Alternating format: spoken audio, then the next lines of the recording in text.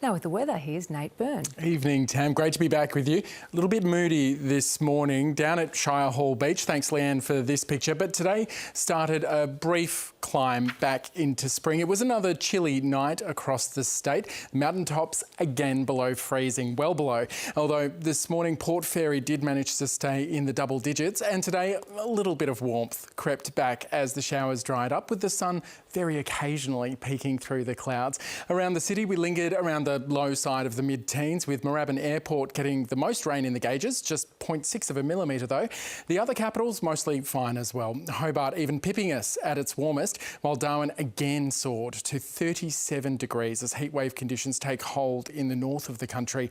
Mostly clear skies there, that's what's letting the sun beat down. Meanwhile, in the west, despite catastrophic and extreme fire danger, sweltering gusty winds luckily haven't generated any emergency blazes for WA as of yet. Though tomorrow, the trough that's been pulling that heat southwards will shift towards the east, behind a high that's keeping the rest of the country pretty clear and dry, other than the odd shower or storm along the east coast, and with troughs in Queensland and for the south of WA.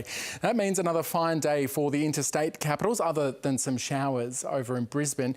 And it's the return of some spring warmth closer to home, with almost all of Western Victoria getting into the 20s, while in the east things staying just a touch cooler. It will be dry, other than just a risk of about half a dozen drops around the Gippsland ranges. The bay's light and variable seas well below a metre before it freshens easterly 10 to 15 knots in the late evening. Now, as predicted, most of the minor flood warnings we had yesterday were finalised today. Just the Bunyip, Latrobe and Thomson rivers yet to retreat completely below that minor flooding level.